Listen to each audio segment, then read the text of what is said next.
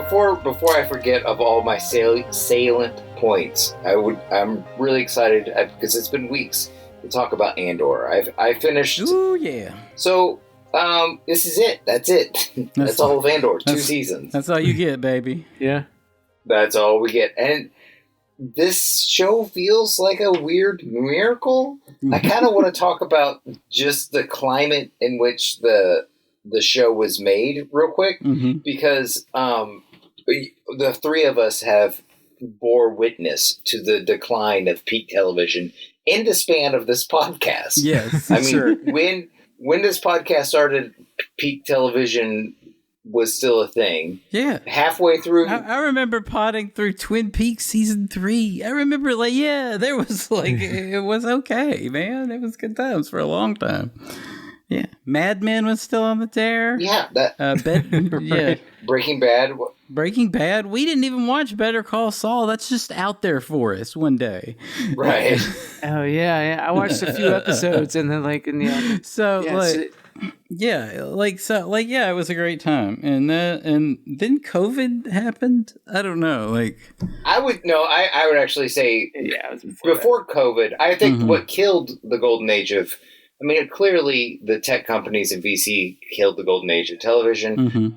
Streaming killed. The quick streaming. All the shows you mentioned were broadcast. Yeah, that's true. Put it that way. Quick bites. Yeah. I would say that was once we have pre quick bites, Quib, and then we have post Jeffrey Katzenberg quick bites. Oh my God, I forgot about I think those. that's the dividing line. But all of this is just to say, so what we've got Andor season 1, which is just a weird little thing. Yeah. It's better than it should be. It's really good, and it's better than it should be. And then season 2 comes back, and then Disney says, yeah, Tony Gilroy, you've got a 5-year plan. Do your 5-year plan in 1 season. And yeah. Okay, so to me, that is peak post Golden Age of TV, because in the Golden Age of TV, when your show was about to be over, you stretch out that final seasons over 2 years. Oh yeah. Final season. So final season A and final season B, a la Sopranos, a la Game of Thrones. Breaking Bad. You really, you really milk it. Oh yeah. And this is the first time I think I've ever seen the inverse. Yeah. Which is, you get it all out now. Whatever you got, get it out. Get it now in this one single season, and it worked. It did. We've learned that no matter what the prestige this has, because even Mad Men and all those other stuff, they got critical acclaim. They didn't get the views really. But that acclaim was enough to Breaking Bad by the end of it was a very well watched. Was a juggernaut. Yeah, but it grew season by season by season. Yeah, and that was how those shows worked, is because you'd get them on DVD or watch them on Netflix. Yeah, and that would catch you up to the fresh stuff, and then you would catch on. And so there was a fun, Game of Thrones was like that. Some people would onboard in season 3 or on, So, and that was the thing. There is and so this is obviously a sign that's over. And I think indication that there's a little short-term thinking now going on in Star Wars. And Disney in general. Yeah. Well, the other thing about those shows you mentioned again are broadcasts. So probably their ad sales, because of the prestige, probably got bigger. And so they got to profit. Whereas for streaming, they're like, okay, we're going to build a service we've got a popular show. Yeah. And more people are going to get subscriptions, and it's going to make this all worth it, because people want to subscribe to our streaming service to get this stuff. And that's just, it's the same as the pivot to video. That was a lie. It wasn't ever there. It's there's a couple things I wanted to talk about the things that Andor season 2. I want to say one more thing about season 2. Oh, I'm sorry. Yeah, that was a linchpin with this, is that they only signed Skarsgård to 2 years. Oh, okay. He said he only agreed to 2 years. Oh, okay. Well, and so it was an idea of get rid of him early and then, bring in, I don't know, Admiral Akbar. He could have had an adventure. I don't know. But like, no, I can't imagine. So I think that they felt like take it out with him. Yeah, So I that paid a factor. Yeah, but also Disney was not in the business of doing Star Wars shows anymore. They're like all of them. They were just like, "Oh, you got another season? It was a real Even Andor was a bright spot because it was critically acclaimed, but all of them those took a beating. I mean. Yeah. What? Yeah, all of those. None of us were watching Skeleton Crew. Yeah, or whatever. Acolyte, or I watched it. Acolyte. Yeah, you say no. I watched all that shit, man, except for the Obi-Wan one. That one was I couldn't stomach. Just. But I tried. The spirit of the Force has lied longer in you. The rest of us. And my wife liked them, so I was like, okay. And okay, well that helps. Yeah. They're good shows, actually. I mean, well, most of the ones Acolyte actually was pretty good. Oh, so are you and I know this is contentious in some circles. Are you a Kathleen Kennedy fan? Do you like the stuff, or maybe Dave Filoni? Are you a Dave Filoni fan? I'm Filoni. It's not Kennedy because I don't. I mean, there's sequels. Mm-hmm. The sequel movies. All that mess, really.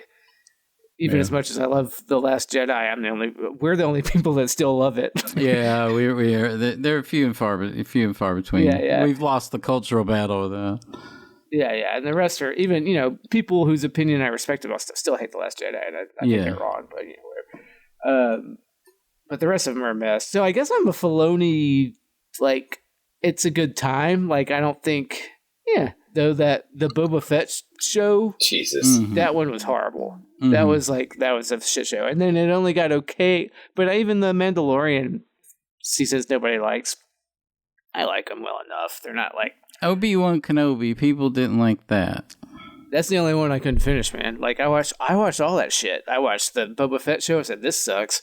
It's fun when they got Opie's daughter to do a few Mandalorian episodes in there, but it sucked because don't get me started on. We're here to talk about Andor, but I can tell you what sucked about Robert Rodriguez is shitty. He ruined that show. Yeah, what? Mandalorian. Anyway, the Andor. I think a couple things I'll be coming back to this in the course of this Andor conversation is comparing to some of the things it actually has in common with some of those great Golden Age of TV shows. Mm-hmm. One of the things in the beginning of season 2, there's that great scene where Andor is talking to the technician. Oh, yeah. The Imperial technician that he's trying to turn. Mm-hmm. He's trying to convince her to give him the keys to the TIE fighter thing. But he's also kind of doing this thing where they're talking about, they're kind of flirting at the same time. Yeah. But he's also trying to. Anyway, the scene is doing a lot, and it's got a lot of. It's kind of unique in the way that it shows that Andor's actually really good at his job. Yeah. And it was kind of reminded me of The Sopranos in that way. Oh, yeah. That you could see where they would take the time to show you that, like, a different side to Tony. And, he's a lot of things. Yeah. He's really good at his job. He's really capable, but he could also, like, turn on this, like, hidden reservoir of charm. And it reminded, and it felt like the season was going to, like, open up. Like, maybe they were going to have more scenes like this. And it, like, nope. You only have 3 episodes to get, like, all this stuff out, right? Yeah. And it was really kind of like the only scene in the whole series that was kind of, like, open or whatever. Yeah. Or like a little interesting cul-de-sac that they used to go in, that Sopranos did all the time. Yeah, that's true. Yeah, they did a lot of, like, that is a. I mean, that show just got along on its charisma alone. Like, it was a hangout show, and like its pace is rather slow. Like me and Allison did a rewatch last year or 2 years or something, and the pace of the show is pretty slow. Yeah, it really is. Yeah, like, they're not in a rush for anything. Yeah, and so like, I wonder. In a good way. I wonder now why. Yeah, like why aren't more people trying to slow? Because when Andor does slow down, I really like it. In the first, another thing in the first season, and it's all to like how Gilroy paints Cyril Karn, my honey bun, my favorite character. Like how he goes, did you change your uniform? And he goes, I did a little pipe. Like he had made his uniform sexier. Yeah. Like there's something about that. The fact he has action figures on his little desk and his nightstand and his mom's, so when he goes back home, and Gilroy found a way to do this kind of like, like characterization, but do it in a little quick ways like that. There's a lot of economy. Yeah, a lot of economy in that kind of stuff. So you can kind of like, if you're doing it as a second screen experience, which I think is why Andor, it doesn't catch on with some people because you don't. Oh, no. It is a visual. It's visual storytelling. Yeah. You can't just listen to it. Yeah. All the way down to like, there's things that I had to go back. Like at the end, the one thing where they put the highlight on the blaster. And it was the guy that was and he goes, "Oh, that's mine." It was in the second season. Did you remember this? At Yavin? Yes. Val picks up one of the blasters, and she goes, "Whose blaster is this?" Right. And it's got a little icon. Well, if you look back, it was Cyril's blaster from season 1. Yes, that's right. Andor took. So it did have those like the Easter eggs for itself, like satisfying Easter eggs, I guess. Well, that's another thing that it has in common with the Sopranos. Yeah. Is that the Sopranos had what I call a little guy. Mm-hmm. The Sopranos would have a little guy, and he would be like at the table with all the gangsters in one episode for his first appearances. But then, like 6 episodes later, he's got a line, and then like in the next season, he's in a pivotal scene. Yeah, and then before you know it, the little guy is like got a whole story arc in season 6. Yeah. And he's no longer the little guy. Bobby Bacala was that. Yeah, and Bobby Bacala was one of the main characters by the end of the show. But they're all that's how they are. But you don't know, they were kind of like hum in the background until they're faded up. Yeah. And Andor did that it had a little guy. It has the Deidre's guy that she asks if he could do a thing or whatever. He's the little guy who's like her little hype man at the beginning, right? Yeah. And then he's at competition. Yes, and then eventually he's the director. And you could see how, if it was given 5 seasons, he's the one that gets her arrested. Holy shit! I didn't even put that together. You're right. It's the little guy. They did the David Chase little guy movie. Where he starts off as just being a little guy in the room, and then slowly gets faded up over time.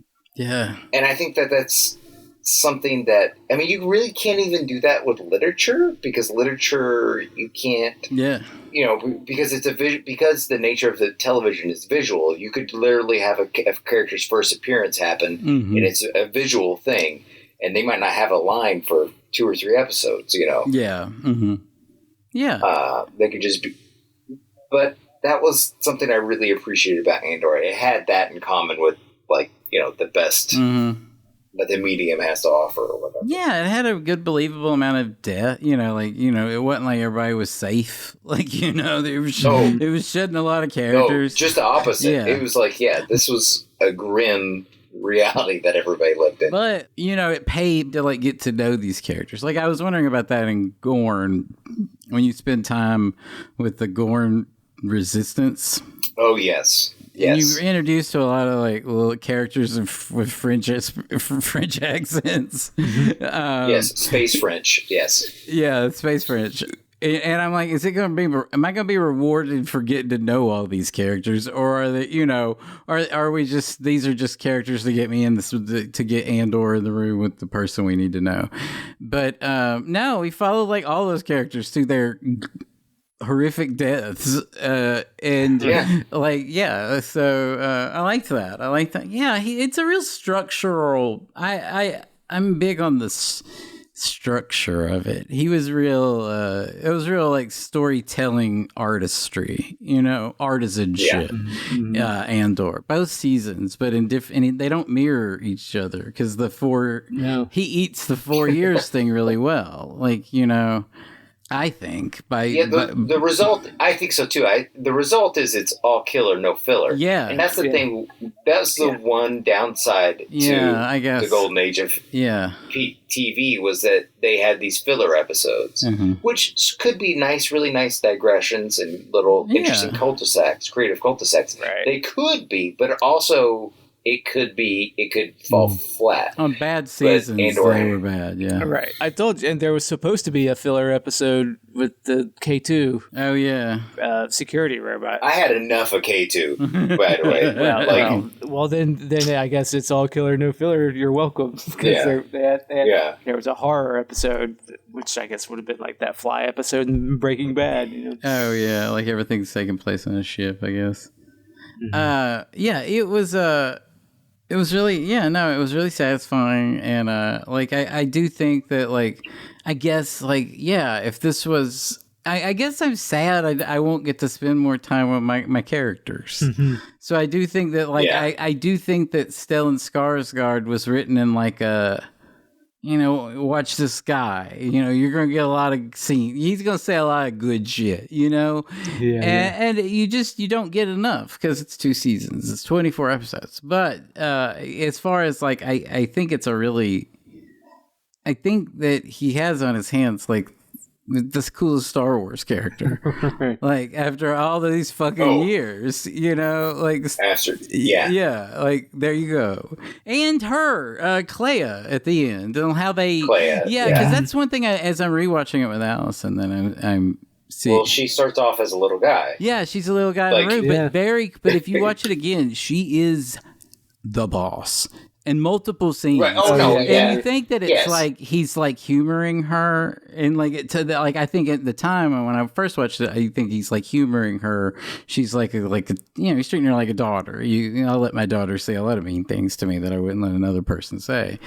But no, she is very committed to him. It has a different tone as you rewatch it. There is a partnership. There is an equal. Partnership, or 50, tilted 50. To her, maybe because she at one point goes, we need to speed this up, and that was in season 1, and I was like, okay, I didn't notice that the first time, right, and that's when he starts trying to get Saw Gerrera lies and deception. I love those scenes, man. Oh my god! Yeah, they just let him chew scenery, and that's actually one of the wisest things that they do.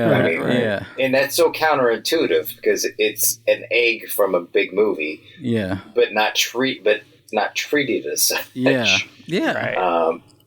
They give him some of the greatest scenes in the show, I think. Oh, yeah. You find out why he's hooked to that silly Dennis Hopper gas from Rogue One. Yeah. Right. Isn't he addicted to that stuff, right? Yeah. It did. It felt like he had to settle some... Yeah, Forrest Whitaker was fantastic, and how much scenery they let him chew. Yeah. I got all these great little parts, because Andy Serkis is really great in season 1, and Ibn Moss Baccarat. I really enjoy his performance. We've already talked about this. Cousin, but season 2 doesn't have that main those big characters. You follow a little. I mean, you follow quite a few, and then it allows the little guys from season 1 to be these much more evolved characters. And maybe if he was like trying to like there was on some sort of file on his laptop a 5-year plan. You could see how little characters would mature, like you were saying in the olden days. But then, like how Clea gets kind of set up, how Lonnie, by not how little he's in season 1. To basically, he's just there to hear that speech, and for you to realize that Luthen's got a man on the ISB. But we're talking about a Star Wars movie at this kind of level of sophistication of plot. But in season 2, by the end of where before Luthen kills him, I'm like, God, fuck, Luthen fucked this guy's, because I don't think his wife and kids got away. I think they're fucked. No, they're fucked. Yeah, yeah. I think this guy got nothing from helping the rebellion, but it helps little Luke Skywalker blow up the Death Star. right. So that's actually one of my sole complaint in this is. When there's that little digression into the Force healer. Oh yeah.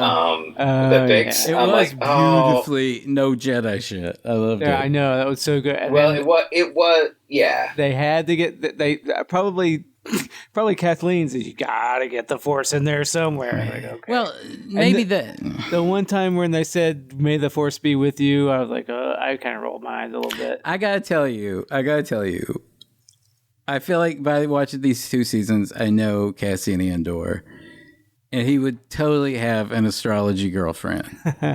And this is the Star Trek equivalent of an astrology girlfriend. Yeah. So, I guess you're right.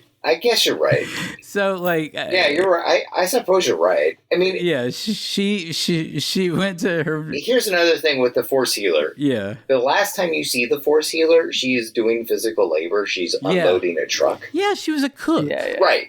Yeah. So I think, I don't think that's. It didn't, but yeah, there's something about that. You don't see spiritual people in media do physical labor, and it kind of like offset the disgusting vibe, I guess. Yeah. See, I didn't even because like he has an astrology girlfriend, and in this world, the astrology happens to be right. Okay, fine. Yeah. But what I didn't like was like when the rebellion is all. But I mean, I guess that's from the movies. They got to like when everyone in the rebellion is saying, "May the Force be with you" before you go off. It's like, I think that was I think, I don't know, from the little I know of canon lore, Yavin was especially Jedi'd out, forced out. Yeah, I mean, it's got all those pyramids. Those are Jedi temples, right? I think. So, like, I think that, like, and I do like that you see that Yavin started out as a DSA meeting, versus a Trotskyist society. Yeah, that's what's great about the show. It really gets leftist politics. It really does. But that was Yavin. That eventually became because like the show's pretty ratted out. I think there's a lot going on with its politics that I think are pretty ballsy. And very knowledgeable of revolutionary politics. Yeah. And I don't know if that was just, he just dove into it to get the gig or whatever, but I do think that characters like Luthen, characters like Saw Gerrera, are these, I do think that it just basically that it was all a very realistic look. It was about money. He needed to do these robberies and steal these goods he needed to steal their weapons so he could move them on the black market to fuel these uprisings. So like, right. I mean, and that's the whole Mon storyline is like, she's been feeding the rebellion and then they're going to track it to her books. And she's like, fuck. And I have to find a way to get more money and to hide it. And it's like, okay, yeah, it's about money. Yeah, and it was really, and that was I don't know. It was really exciting to read this kind of stuff that has this kind of like detailed politics, but also, and look, there's a stormtrooper every now and then, incredibly tastefully. I felt like for the most of it, I don't know. What do we feel like it fouled out on like Star Wars Easter eggs? Do we?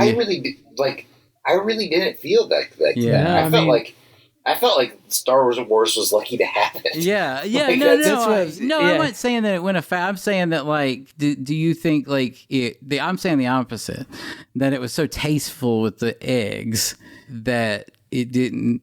Do we ever feel like it went too heavy on the eggs? No. Star Wars. Yeah, no, like I said, the one thing when they said may the Force be with you, it's the Force. Yeah, but like I guess that's Star Wars. That's what they say in Star Wars. That's what they said at Yavin. Yeah, that's what they said all over the base. So right, and I mean, I think one of showing the Empire and all of its multifacets, and having all of them be such 3-dimensional characters really brought into sharper relief what the people in the Star Wars universe are up against. Yeah, and I think that was really smart. Yeah. I mean, they're hateful. Some of them are just employees, and some of them are just truly hateful, ugly people. And some of them are completely indifferent to power, to actual machinations of power, and are just there to kiss up to power. I mean, like that.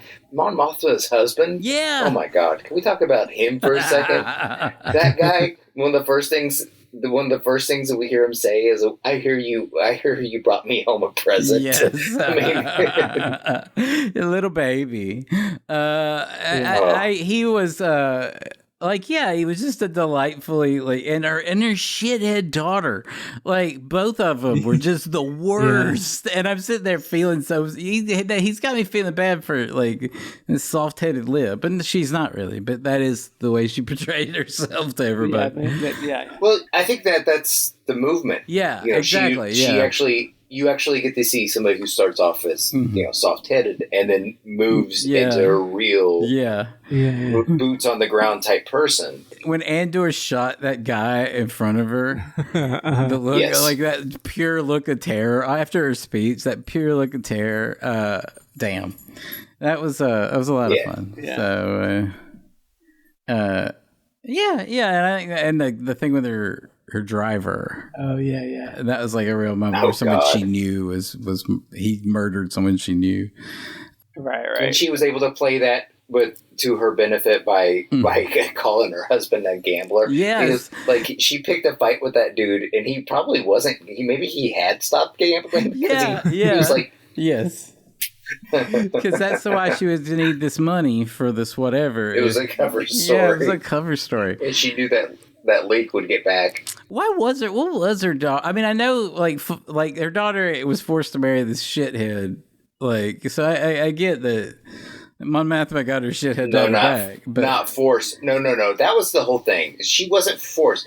That's they wanted to, and that's like a shot across the bow of these trad people. Yeah. I think that's what that was. It's like your parents are Catholic, they got out of it, and then you decide, you read some New York Times op-eds, and you decide that it's for you.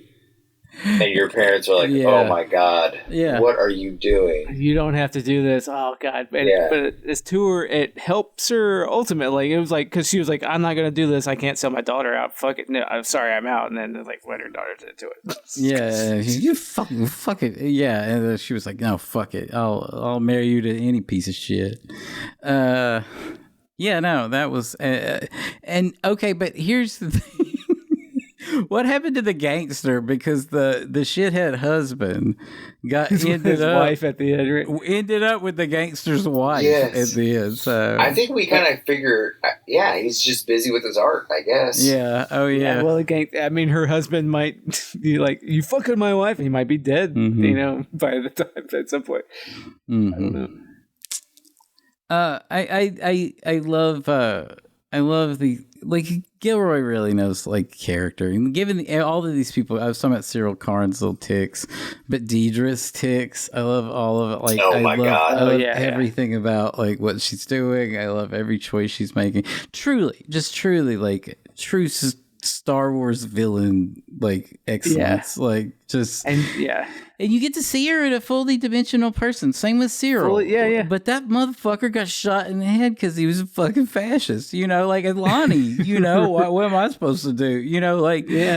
This show is very clear-headed about it's not about right and wrong. It's about wield of power, and it is about, like, intelligence, strategy. Well, she's end up in the same cell as Andy Serkis at the end, right? Yeah, that's true. Right. So yeah, and it's like she did everything right she was indoctrinated because she's like grew up in one of their education orphanages. Oh yeah, that is a good point. I felt like something was being said there. Yeah. Mm-hmm. Like you have some people who just toe the line because that's all they've ever known. Mm. Like they're okay with the system because that's the only system they can conceive of. Yeah. Well, that's what what she and Cyril both like is order, and their opposition to chaos. It's not about like that. That was the sort of. He finally gave voice, because if you watch Star Wars, it doesn't the Empire doesn't have like an ethos that you can go read. There's not a Curtis Yavin for the Empire. Right. They don't show it to you. The evil guys. Yeah, they're just bad guys, and so you have to. Other than power grabs, yeah, at the mercy of other people. Yeah, yeah, but there's fascism does have an ethos in the world, and they do have a theory, and so but the main thing that they offer to people is the idea of order. These are people. These are next door posters. Mm-hmm. These are people who. Oh yeah, I know. I know exactly these people. Yeah. I bet you do. Yeah, and so that's a real. And this show gets that right, is that chaos, which is what he says. You discuss me, all that you want is chaos. It's that she doesn't. Yeah, you see that she's been indoctrinated, which is kind of silly since it was a republic just 20 years ago, I don't want to be a Star Wars. I don't want to be a Star Wars. Yeah, I don't want to be a nitpicker. Yeah, the math barely adds up. Let's just say the republic disappeared real quick in the culture, in the culture. Right, yeah, the Jedis are a weird myth in New Hope rather quickly. Yeah. But anyway, so, and all of that, and just how I like how you were talking about how conversely Andor just showed him incredibly competent. That's also followed by these times where you see him incredibly you see him learning, which largely means failing. Like the TIE fighter wasn't as they trained him to be. Oh my God! That TIE fighter interceptor. That was all I ever wanted, was to see somebody in a cool ship, but couldn't get a handle on it. Yeah, everything wasn't smooth. Yeah, Yeah. Oh, that was so good. Same with Yavin. That was the plot there. The fact that he got chewed out by he had a work disagreement with his boss. How to handle the Gorman front. I really liked that, and obviously, but as the show winds up, you realize, the true enemy of the show is not the Star Wars fandom. It's Rogue One. Everything had to fit into Rogue One at the end. And I was like, oh, yeah, I forgot. This was, all these people are Rogue One people. I just like that this season, we met what's the main ISB guy? The guy from Game of Thrones? Krennic is... Ben Mendelsohn, right? Yes. So when you meet Krennic, it wasn't the guy from Rogue One to me. It was Pendergast. Oh, you're talking about the Maester? Yeah. You're talking about the guy? Yes. Yeah, the Maester, the Deidre's boss. Yes, Deidre's. He was fantastic in this. God, just an amazing, beautiful knocking Peter Cushing out of the water. I think. Doing that with that aura. Oh yeah, it was great. Everything about him was great. Yeah, when he has that line, calibrate your enthusiasm. Yes, yes, it's an assignment. Calibrate your enthusiasm. Yes, it's so funny. We were both thinking of the same line. Yes, it was beautiful, and it. Just the way he went out was great. Yeah. He was, but it also made sense. Everything about it. That last conversation he had with that subordinate, where he's like, "I'd like it for a few minutes." Yeah, to be, with my thoughts. The guy knew exactly what was happening there. Yeah. Absolutely. Give him, and the guys are at the door. They could give him a minute, and they don't. And oh man, it was so good. You just hear the noise. Perfectly modulated. Yeah. Perfectly, yeah. Yeah. It was, like the big one, Luthen's death, man. I thought that was really interesting. Like, I think I loved everything about that episode. Oh man, the fact that they turned that into a set piece, basically, an action set piece. Because I was like, I don't know how this is going down. Like, I don't know. Yeah. The things, the world, the stakes were so high in the world that they built. I really could see them failing. Yeah. So I was genuinely surprised when the Maester died, because. When all the bad guys got their comeuppance, it was well earned, and I was genuinely surprised. I guess. Yeah, right. Cyril doesn't get even because Cyril was a character structurally. He's Andor's copy. Yeah, carbon copy, whatever. He's the dark foil. Yeah, he's the foil. So everywhere Andor goes, he takes the other way. In every way. His relationship with his mom is completely different. Everything about it, they're just opposites structurally. And so when they meet, you're like, at some point, he's going to reflect on this. Yeah. But the story gives him just that one, like, sort of insulting end, because he is a fucking tool. There's no, like, I'm sorry, I'm passing judgment on you, Sarah. Yeah, it does. It does bring you really close to thinking that he's had some sort of redemption. He's disgusted at what's happened. Oh, he realized what he's been used, and he's turned his back on and then the minute he sees Andor's face, all that redemption goes out the window. Yeah, and the toolness comes back, flooding back. Yeah, and that seems like a very David Chase type thing too. That is that people can't like overcome their natures. That was a reoccurring thing in The Sopranos. Yeah, where Tony, you would think that there was revert to nature, or just like Tony's sister and the Richie Aprile. Oh yes, like a mob boss is single. She's now back just like her mom. Right. Yeah. And so and for all of her journey that she was been on, she couldn't she was still who she was. Yeah. And that was ultimately Cyril's downfall too. Yeah. He started to actually sympathize with the Gorman people. And he was actually, the shells fell from his eyes, and he could see, he could actually see what he had done to these people. And then all that didn't matter the minute he saw Andor. He was back to being a tool. And then obviously the beautiful, like, who are you? Like Andor I have no idea. I don't even know. Yeah. I've been the sub focus of your life for 6 years, and I don't even know who the fuck you are. I didn't even remember the scene together. It's very. I feel sorry for you. I don't even think. It is. It's bad man shit. Yeah, there you go. Exactly. And I also love that, because the whole time that the Gormans were buying this guy's shit, I was irritated, and especially that grandpa, like Mr. France, especially that asshole. I was like, God damn you falling for this motherfucker, you stupid, Well, they're amateur. It was amateur. Yeah, it was amateur hour. They were not up to it, and Andor clocked that. He just didn't He was right about it. Yeah. He's like, these people want you to do this, and So all of that, but I was going to like how Luthen finally like him taking himself out like that in that scene. But Deidre is his foil. I think that was my bigger point. Deidre is his foil, and that's where. And so having that scene together and him winning in that way is quite satisfying, because it's not like he ducked. It's not like he ducked into another room and got away. He didn't do it Star Trek style. Like he died with the wig on. Yeah, he died with his wig on, and then like that little thing where that girl's got to go and like he didn't finish it. That girl's got to go clean up his fucking mess. Right. And then you get like this fucking kind of exhilarating action sequence. It's like the Matrix scene, her siege on that building.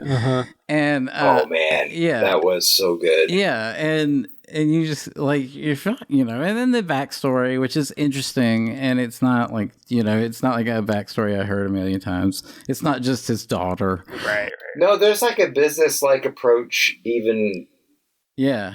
Right off the bat, she's like, "What? Am I your daughter now?" And he's like, when you need to be." Yeah. When it's convenient. Yeah, it seems convenient. Yeah. Yeah. It was a relief to me. It never even occurred to me that we'd have to have that they were Jedis. Yeah. Until you guys brought that up, and I was like, I hope this is not a Jedi situation. I think that was just. I think there was something to be seen with. Andor did hit the toxic, horrible black cloud ecosystem that exists around Star Wars. It has fought a couple battles in their arena. One of which is that there's the general critique that they're not interested in Star Wars movies without the Force. Right. There's guys like that. It's about the lightsabers to some people. And, they're not my people. Okay, fine. And they can have the world. I'm a 46-year-old man. It's time for me to let these things go. Right.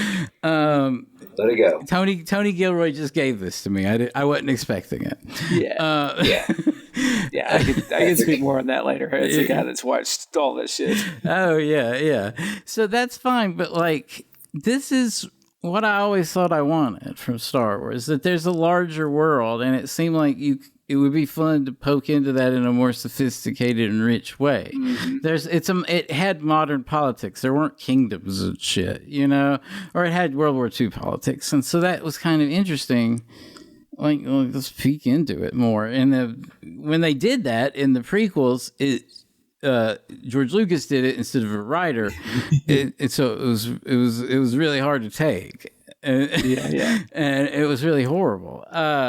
A lot of decisions were made that kind of took the franchise away from what I wanted. This was kind of exactly what I wanted. I didn't want a lot of Jedi shit. I liked that it was understated for most of the series. I think we forget that until Luke is training it, and then until the third one. Yeah. And so I liked that. I liked the stark colors of the design of everything. The design. The design for folks were really the design is better on this than it has been on any of the other Star Wars shows. Because even the Mandalorian. Yeah, and that was just doing Tatooine shit, but this was giving you rich environments that were really interesting. Like the little thing where there's people that worship because the planet goes through the planet, you come up with an astrological reason, and then you make it a religion to the people, and then you get a little moment, and then it's the cover for a heist. It was all beautifully structured, Right. And then, in season 2, once you find out it's going to be segmented, I was like, okay, so it's going to be more like season 1, where you have these contained stories with these characters. But it didn't happen that way. There was it did take place. Each 3 episodes was a year. Took place in the year, but it built all to one story. Right. And so it was kind of interesting. It was almost felt less segmented than the first season. But it was, I need to watch it again. I've only watched it the first time. Yeah. Season 2 is the beer before Yavin season. And the first one was Cassian learning how to be a spy, basically. Yeah. I guess more of the season 2 is the birth of to get you to the Yavin. I guess you saw in Rogue One, and you see it. And so and Star Wars, you see him. But how do you get to that level of organization? And it does show that story. And Andor is given a really predominant place in it. He did a lot of shit. He was at the massacre. He was the one that got Mon Man. So he gets to be a legendary character now. He started, and you do get sort of it's a satisfying conclusion to that guy who died in Rogue One. So it does. What was the tweet if you watch Andor? Rogue One and then A New Hope, everyone in the space of 3 weeks gets progressively dumber in the entire universe. Dumber. Yeah. To the point where it is kind of and I texted you guys, but I said, I just imagine the next scene where it's Clea sitting there while everybody's clapping these two motherfuckers that just showed up. Like, you know, after all the shit she's had to fucking do, all the bodies, all the fucking nights, all the fucking like stressed out bullshit. And then Han with his shit-heaving grin. And his fur bag who just follows him around. Yeah. These two goddamn gay robots that just fucking showed up. All that work and the fucking astrology bros are the ones that come and clean up and get all the credit. Yeah. These guys just showed up. That's it. It is an interesting thing because this is a world. Andor season 1 and season 2. It's a story about a revolution and it's people who are affected by fascism in a world where both the supernatural and everybody's dream technologies exist, and they still have all of these problems. Yeah. That felt. I think that's really. I feel like that's really interesting. That's kind of a feat in and of itself. So you have the supernatural's real, and you have all these super technology. AI is real. All this stuff that should make post scarcity a thing, but it's not. And it's pretty graphic in it. It's pretty because if you think about it, let's say the blowing up of Alderaan, which is the thing they do in the movie in Star Wars, and that shows how evil the Empire is. That establishes their villainy. But here it's everywhere.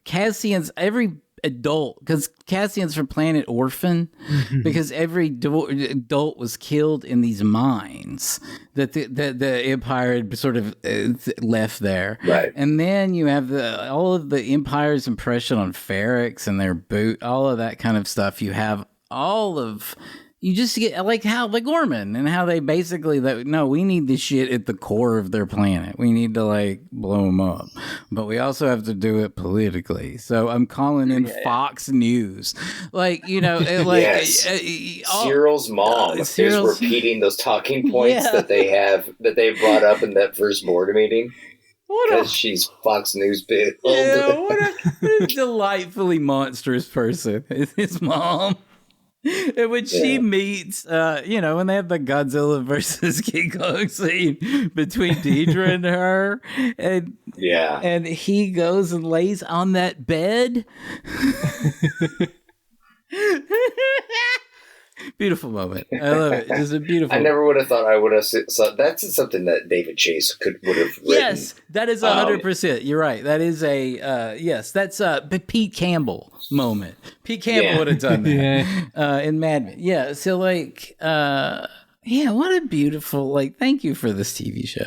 Because one of my favorite. Just talk about one of my. It reminded me of one of my favorite things about season 1 is that he. Andor has this heist, and the ramifications of the heist reverberate throughout the galaxy. Yeah. And there are people who claim that they were there, that they weren't. And, it's a big deal. And he gets away clean. Yes. Yes. And then he goes away where he thinks that the fascist trouble won't follow him. Yeah. To a beach in Wales. I'm going to go to the Miami planet. Right, to planet Miami. But it's really Wales, I think, is where that's shot. Oh, is that? Yeah. Maybe, yeah. It's somewhere in the UK, Yeah. But they made it look. But anyway, and then he gets picked up for some BS, charge because they need to put sprockets on widgets or whatever for the Empire. The lesson is that you can't escape it anywhere. If it exists everywhere. Yes. And that's just a beautiful way to illustrate that. Because he was under the impression that if he had money in his pocket, and that's his goals were met. That's why he risked going back to Ferrex. Yeah. It was because he thought he got away clean and he could get his mom away. He was too dumb. Yeah. It really is a great learning journey for everything. He learned something, even with he He learns a little bit of teamwork. Like, he makes a friend in that prison. So, like, you know, it was so focused on Andy Serkis, but, like, you know, his buddy, I mean, that guy dies in Rogue One. That guy, actor, is one of the characters in Rogue One. Right. So he starts off as a little guy. He's just a guy at the table when the first time you say. Yeah, he's a little guy. He's a guy working on building the machines. Right. And so, how great were the design of that that design? Because you feel it's weird because you feel like you understand exactly what those parts ought to be doing. Yes. And then by the time they're done putting it together, you feel like you could do it. You know what I mean? You're doing what you were doing what Andor was doing, which is watching them so that you can jump back in. All right. Oh, they're just they're building the Death Star. Oh, I see what they're doing. Yeah, and this is mirrored with because I'm just watching these episodes again with Allison. This is mirrored by Cyril being in his prison of given that boring job. And he gets called in. Which also they all have their own little cubicles. Mirrors the fact that everybody's got their own little workstation. There's a lot of that. That's really good stuff. Yeah. So lots of this Tony Gilroy, man. I need to watch Michael Clayton again. That was on my list, but I haven't gotten a chance to do it again. But I'm interested because I watched a couple of interviews with the guy too, and he's really charismatic. He's a fun, he's a real charismatic guy, and so which is a contrast to David Chase, who's not. He's talking to like a depressing. Yeah, I do feel like if David Chase watched this, he would probably be like, "Would they let me do a Star Wars?" He would. Then he would get lost up his ass about Buddhism. Okay. Yeah, right. But no, it was. Well, he might find a lane in that. Yeah, I mean, you could do that with the Force shit, right? Yeah, that's true. You could. He might be able to find. But then you got it. Then it turns into a Jedi show, and everybody's happy. I do think that this is. I think maybe I feel from listening to Tony Gilroy in the article, he seems to me that deep down, if you could get a couple beers in him and he trusts you, he hates Star Wars. He has like no affinity for it. But he obviously I kind of see that. Yeah, I mean, it takes a Nick Meyer to do the best work of a franchise, right? Yeah. Yeah, I think that's a great point. And I think that probably, and if we sat down and think about it, which I can't, I don't know, none are coming to mind. But if we sat down and think about it, we probably already have known movies where serious filmmakers or writers are working in popular schlock to to tell their stories, but like Tony Gilroy kind of wrote a little truncated. He had to retrofit it into a streaming era thing, but he kind of got to tell the story, and I think maybe. I don't want to count Mike White, but Mike White got to do that with White Lotus. He's gotten his little show where it's kind of working in the way he's streaming. And it's working in the era of streaming, which not every show is. But I wonder if more will Wes Anderson try this part or not? No, not him. He's too, but somebody of interest. I don't know. One of the guys we like. If they could start trying to work in one of these stream, because I felt like The Penguin felt like a streaming format show. It felt like a different era than what we were talking about with the Golden Age. I wonder if these spite shows I'm going to make. I'm going to make a show about Robin, but it's really Batman and Robin. But I'm going to or whatever. I don't know something. I'm going to make Transformers. I got to make a GoBot show, but I'm going to make it what if the Sopranos had a GoBot show?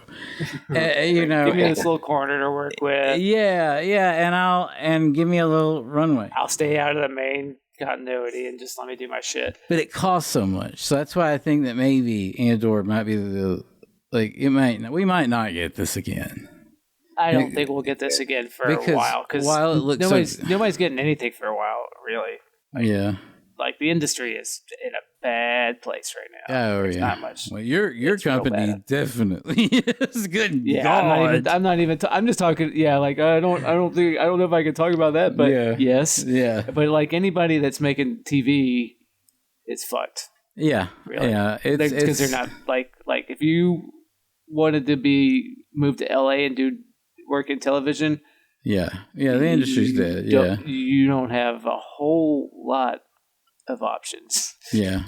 So I'm wondering how this happened. What all will we have to start looking at this stuff? We know Star Wars, but I don't know, the Janeway show. Someone will greenlight a Janeway show, but they already started that with that cartoon, and it got canceled. But it'll be the best goddamn, aside from Star Trek shit, it's the best goddamn show on television because some person that should be doing better work is there. Is having to schlub it out and do this kind of stuff. So, and I guarantee people are in talks to do the next Andor, but whether it'll look anywhere is the thing. Well, I think that you could probably entice Tony Gilroy to do another thing inside the Star Wars universe. I mean, yeah. But it's going to be a ground zero kind of deal. He would probably try to make it a whole different thing. Because he seems I don't know. He seems like a man who likes a lot of control. He was talking about he was talking about the actress who's playing Mon Mothma, and you could visibly see on his face that he was kind of irritated he didn't cast her. I think he thinks she's fine, but he was given her. And she was in the prequels. And she was she had a bigger role in the Rogue One that he didn't do. So he cut a lot of her out of Rogue One. So I don't know. I'm not trying to say gossip there. I'm just saying that I think there was a level of control he likes to have in a project. And sure. I don't know. Low-level James Cameron vibes, and I'd like to see him, but I'm saying that's like a whole other kid and caboodle. So I think he's got to I don't know. Especially if they do another Star Wars thing, I don't know, but would it be just, I don't know if he'd want to do this kind of political story again. I don't know what he would want to tell. I think Star Wars TV is done until they see how these next movies do. They see how the Mandalorian movie does, and there's one other movie they're doing, and they're doing more Rey shit. So I think they're like, streaming's dead. Let's try to make movies again. Yeah. And who knows how that'll work. Yeah, and there is I guess when does the Fantastic Four starts soon, right? Yeah, next month. Yeah, we're gonna start hitting all the new, see if they could still make these big. And then we get the real. We also got this summer. All the good ones are making ones too. All our boys, PTA, Wes. Yeah. There's a bunch of movies coming out. Good stuff. Yeah. You guys, you ought to see Sinners when you get a chance. I definitely should see Sinners. I should. My life is about to open up a little bit, so I think this summer I'll have a little more time. I saw Mission Impossible and Friendship last week. Oh yeah, it's Friendship. You said you confirmed my suspicion. It's just a really long. I think you should leave skit. Yeah. Oh yeah. There's not an idea. It's not trying to say anything about the state other than it's really funny. Yeah. It's not.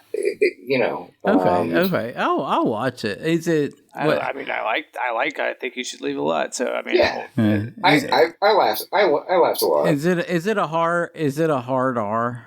What do you mean? I watched the TV show with my daughter, and we loved it. Can I watch this with her? Is it that kind of funny? Is there dicks? No. Okay, I think maybe that's my aunt. No. Is there dicks? Yeah. Okay. No. Okay. No. You won't be feel uncomfortable in that way. You'll feel uncomfortable in just like it's uncomfortable humor. Yeah, it's an uncomfortable watch. Yeah. Okay. And Mission Impossible. Any thoughts now that on the Mission Impossible oeuvre? I mean, this one has all these thoughts. I've actually thought one of the nicest things about Mission Impossible is that it didn't carry over a lot of baggage from the previous installments. Yeah. You know what I mean? Like, you watched the De Palma one. Yeah. And then you watched the John Woo one. And John Woo one had, like, nothing to do with the De Palma one. Yeah. And then James Abrams, J.J. Abrams, rather. Gives him a wife, right? He made Mission Impossible 3, and then it had nothing to do with the Woo one or the Palma one. And it was like, that was the nice thing. Yeah. Here, at the last one, they have all these callbacks supposed to be the De Palma. Yeah. And I was like, who cares? That's not what any of this... And the actor whose room he breaks into... They bring that actor gets to work again, right? And and he's actually one of the best. His acting ability is his ability to deliver these horribly Michael Scarn lines is better than a lot of people that have bigger roles in the movie. He was actually pretty good compared to everybody else, but no, it's just a silly old man like movie story until you get to the part where Tom Cruise is legit hanging off a plane, and then your palms are sweating in a way that and it's amazing. That movie was 2 hours and 49 minutes. Yeah, and he's hanging out of a plane. It feels like you could probably make a 2 hour supercut, maybe 3 hour supercut of just the best shit. And that's the way to watch Mission Impossible. Ooh, look, this is a scene where he does this with the plane. Ooh, look, this is a scene. Yes. This is the scene where he gets in a fist fight with Superman. This is the scene where he hangs from the plane. Yeah, like so, like you that would be the way to watch this now. Like you can cut it all down. Yeah. And no plot, no girlfriend, no no Ving Rhames, no Simon Pegg, no Jeremy Renner, maybe some of the bad guys, the good bad guys, Alec Baldwin or whatever. The bad guy in this one is so cartoonishly like over the top. Oh it's the most over the top cartoonish stuff I've seen ever. And doesn't he die? He gets shot in the balls and falls off something or something. No, I heard he had a funny death or something. That's all I know about. He does have a funny death. The thing about it is, who's the actor that plays him? I don't. Do we know him? I couldn't tell you who that guy is. Okay, he's a jobber though. He's a guy that you've seen in other stuff. Okay.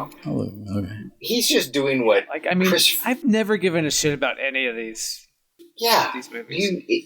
You're not missing anything if you just want to watch like the making of Mission Impossible. To watch him hang off a plane, do that. Yeah. It did occur to me that the Academy has a brand new category this year for best stunt work. But it also happens to overlap with Tom Cruise's last Mission Impossible. I mean, this is probably his. I mean, it's astonishing. Yeah. Because he's 65 years old, and his face is flapping in the wind, like in the most unflattering way that you can imagine. And he's punching a stuntman with one hand hanging on, doing all these drops, switching hands in mid-flight, and you're like, oh my God, it's crazy. There's no reason to do all that. and then you get to there's like one shot of the bad guy outside the plane, and it's all green screen, and it looks so drastically different than the previous 15 minutes of, and you're like, oh, that's why they do it, because it looks.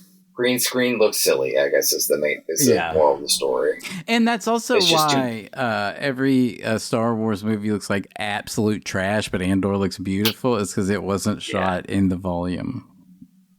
Yeah, where did they... I mean, are those just like an Eastern Bloc they're like they're like in Wales and on the coast in England and shit. I think No, all those big concrete buildings. Yep, one's in Spain. Those were wow. Yeah, and there was some augmentation. There's some but like no, they were all real locations. And they filmed the Aldani heist in Scotland. They it's real. It's and that's why it looks beautiful. It has a visual style. So good. It's so good. Yeah. So, but yeah, I'm sorry. We're back on Andor.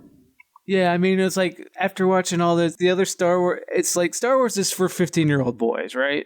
Yeah, sure. And then they gave us one for us that were 15-year-old boys and 12-year-old and 7-year-old. I was 5 or whenever I saw Jedi. It's like, okay, that was for me. And then it's like, okay, well, it's really nice that they gave us this one. They did. Yeah, we got one on the way out.